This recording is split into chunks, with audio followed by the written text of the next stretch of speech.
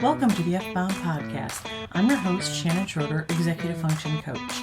I help neurodivergent women learn tips and strategies to improve the life skills that will help them be successful. Types of imposter syndrome. Do you ever feel like you're just pretending to be competent, fearing that others will discover your true lack of abilities? If so, you may be able to recognize imposter syndrome. But there are different types of imposter syndrome that you should be aware of so that you can recognize it and combat it. Imposter syndrome refers to the persistent belief that you're a fraud, despite evidence of competence and success. Most of us have experienced imposter syndrome at one point or another, but understanding how it manifests personally is the first step to understanding how to change it. This article might feel like a bit of an attack. Yeah, I'm writing it, and I feel it. It's tough when you see yourself in so many of these types of imposter syndrome, but stick with me because the more you can understand about yourself, the easier it will be to find strategies to change this thought process. The classic perfectionist. One type of imposter syndrome is the classic perfectionist. These people set incredibly high standards for themselves and are constantly striving for flawlessness. They often fear making mistakes or falling short of their own unrealistic expectations. Despite achieving success, they attribute their accomplishments to luck or external factors rather than acknowledging their own capabilities. To combat the classic perfectionist imposter syndrome, you need to challenge the belief that perfection is attainable. We all know this logically, but you need to really believe it. Recognizing that making mistakes is a natural part of growth and learning. Remember all the talking I've done about having a growth mindset? This is where it comes into play. A mistake isn't really a failure. It's a learning experience. Embrace the concept of progress over perfection and celebrate your achievements no matter how small. The expert. Another type of imposter syndrome is the expert. These individuals constantly seek knowledge and feel compelled to be authority in their field. They believe that they must know everything and fear being exposed as a fraud if they don't have all of the answers. This mindset can be overwhelming and lead to feelings of inadequacy. To overcome the expert imposter syndrome, remind yourself that it's impossible to know everything. Luckily for me, this is something I learned early in my career. As a teacher, I learned that it was okay to not have all the answers. In a lot of ways, my students respected me more because I could admit that I didn't know it all, but we would find the answers. Embrace the idea of being a lifelong learner and focus on building expertise in specific areas. Surround yourself with a supportive network and seek guidance when needed. Remember, being an expert doesn't mean having all of the answers, but rather knowing where or how to find them. The soloist. The soloist imposter syndrome manifests as the belief that one must accomplish tasks and goals entirely on their own. These people have difficulty asking for help and fear being perceived as incompetent if they seek assistance. They place immense pressure on themselves to be self-reliant, which can lead to burnout and feelings of isolation. Raise your hand if you despise doing group work in school. Maybe you were the one everyone wanted in their group because they knew you would just take over and do the whole thing. Personal attack much? Yeah, that's me. I'm still working on this. Asking for help is tough, especially when you're supposed to know how to do something or believe you're supposed to know. To combat the soloist imposter syndrome, it's important to recognize that asking for help is a sign of strength, not weakness. Build a network of support and surround yourself with individuals who can provide guidance and assistance. Delegate tasks when possible, and remember that collaboration often leads to better outcomes. The superwoman or superman.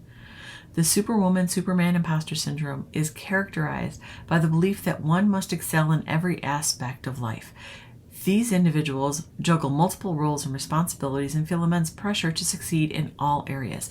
They fear that any perceived failure or vulnerability will expose them as frauds. If you're of a certain age, you might remember the ads, commercials, and articles about how the true modern woman could have it all. Fabulous career, home, family, we could bring home the bacon and fry it up in a pan. Sorry for the earworm, if you know, you know. It was a lie. But we bought into it. And if you were already struggling with imposter syndrome, this made it worse. To overcome the superwoman, superman imposter syndrome, you need to prioritize self-care and set realistic expectations. You need to learn these lessons. It's impossible to excel in every role simultaneously. It's okay to ask for help or take breaks. Embrace the concept of work-life balance and focus on self-compassion rather than constantly striving for perfection. The natural genius. The natural genius imposter syndrome is characterized by the belief that success should come effortlessly.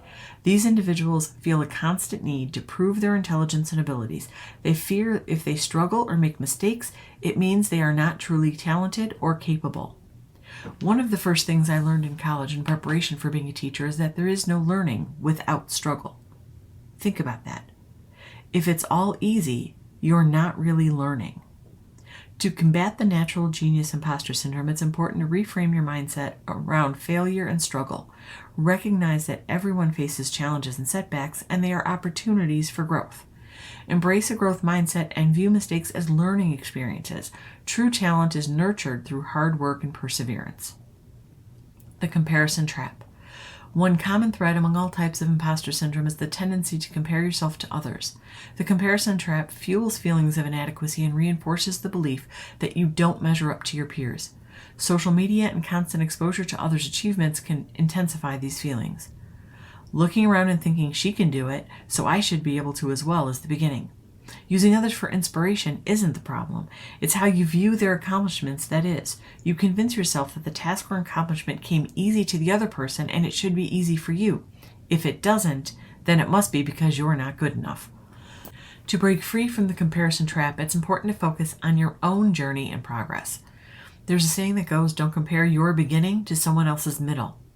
You don't know where the other person or where the other people are on their journey. Sure, that accomplishment might have come easy for them this time, but you didn't see the 50 failures that came before it.